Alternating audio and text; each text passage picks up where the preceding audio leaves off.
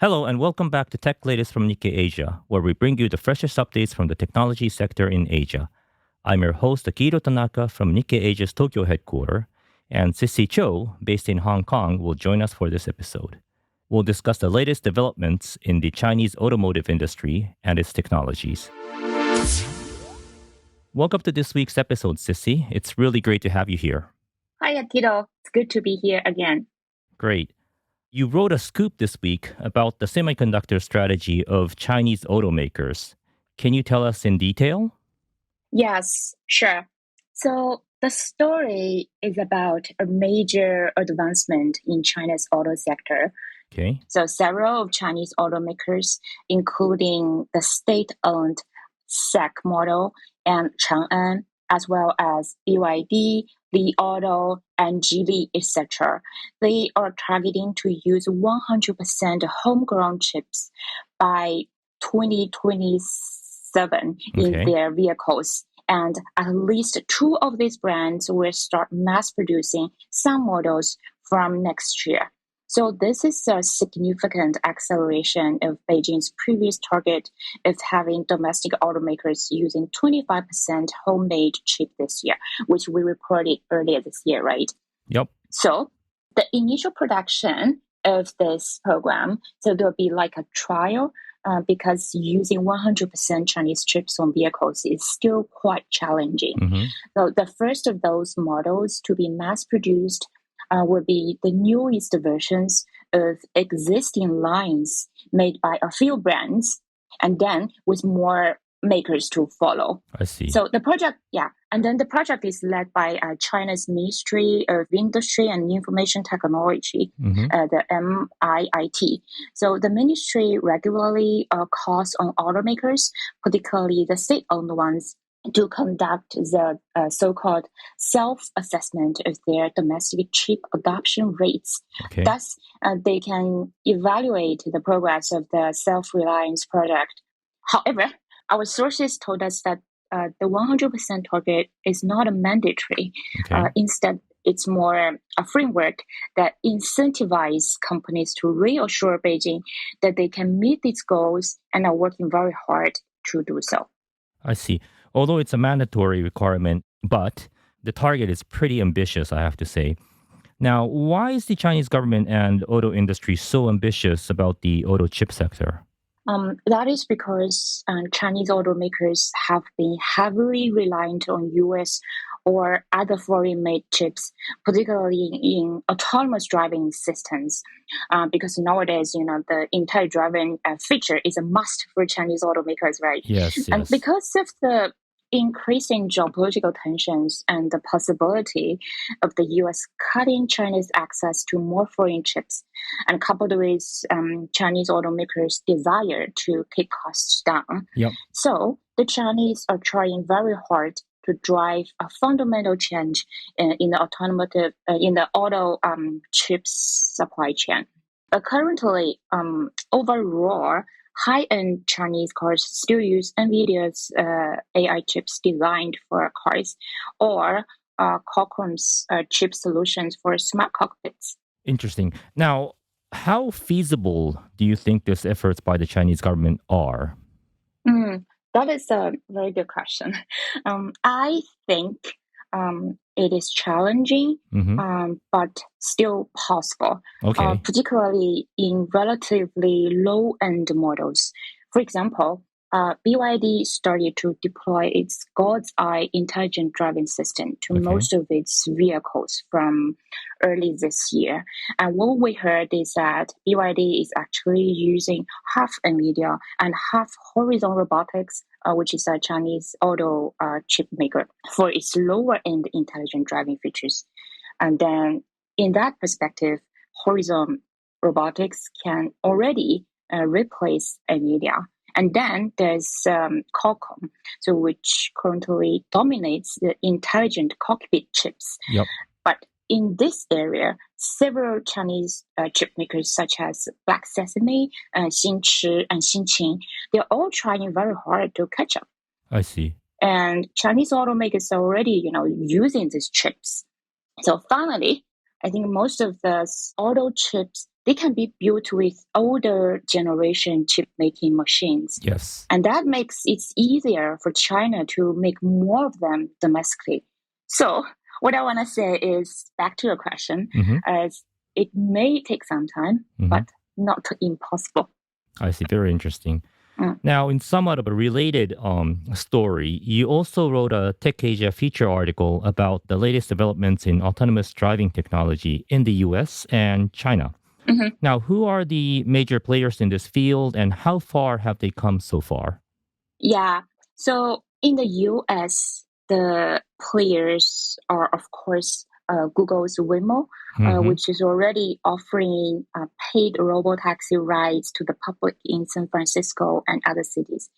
And then there's Tesla, which is expected to debut its own robotaxi in Austin, Texas on June 22nd, which is 2 days later. And after multiple delays, then the industry in China and the US, they are both closely watching how Tesla will go, because Tesla's debut could be a milestone for both Tesla and the industry. And then in China, the major players are Baidu, Pony AI, and WeRide, with the Shanghai-based Momenta being a smaller player. And Baidu, Pony, and WeRide, they have all launched paid robotaxi services in China's tier 1 cities, but different from Waymo's practice in San Francisco. Robotaxis in China are mostly only allowed to operate in designated and non-central urban areas. And according to a senior executive from a Chinese robotaxi company, so Chinese operators are actively working with regulators to expand their fleets into more areas, because they keep telling the Beijing, see, this is, what Waymo is doing, and then if we don't catch up, then we will lag behind. Then the US, you really need to, speed up the regulation, etc. Yeah. And the regulators are supportive of these kind of things? In general, they are really, they are quite supportive, we have to say, because currently in the robotaxi area, only US and China are leading. But I think something different in China is that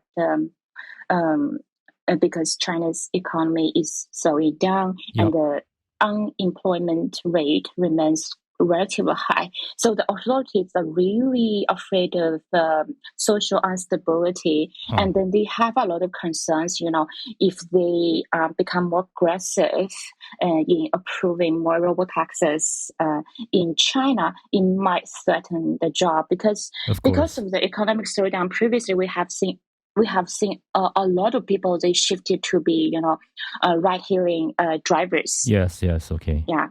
Yeah, that's interesting. And then if that party is threatened, there's going to be a major concern for the authorities. Very interesting.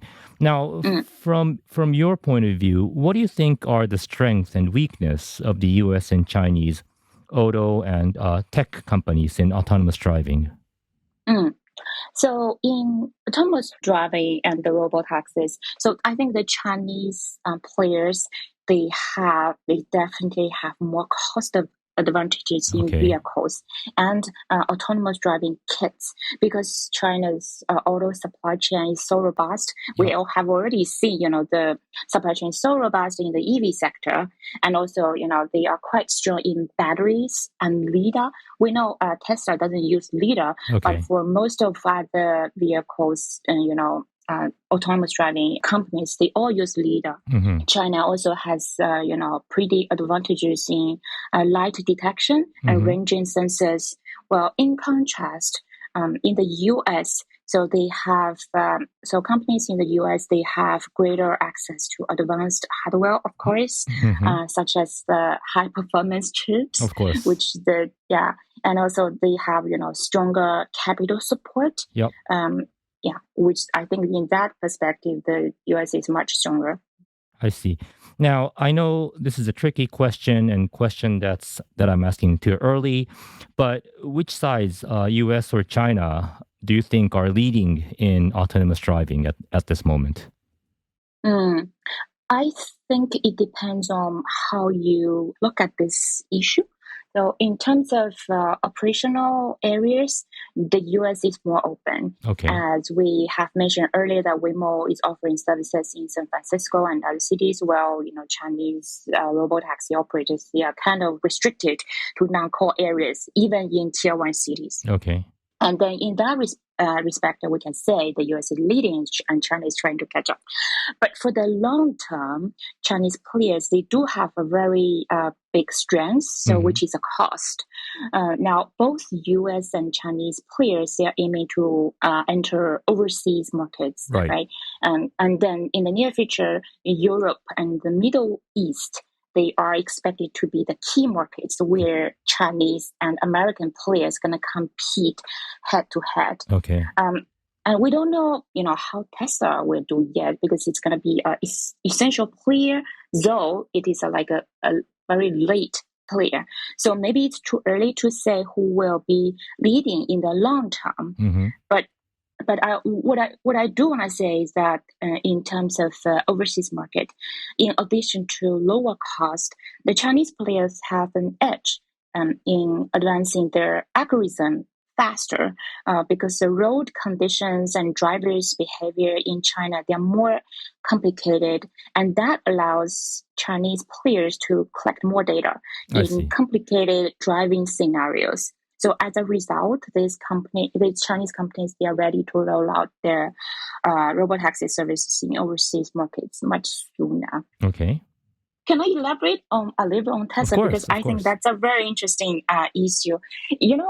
I asked multiple senior executives in China's robotaxi companies about, if Tesla's robotaxi enters China, will that pose a great threat to them? Okay. And I was a little surprised, all of them said no, actually. They said that, the market has vast potential. Yep. Even Tesla, because we know, there's no way for Waymo to enter China because it's owned by Google. Yeah. But Tesla is a little bit different because Elon Musk's special business relationship with the Chinese government, right? Okay.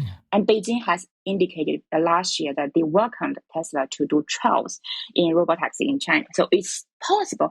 But once Tesla enters China, those Chinese players, they said they will be really excited about this because they think Tesla can push Beijing to advance robotaxi operations in China. Okay. So all of them together will have a much bigger share market in China. I think that's quite interesting. It is very interesting.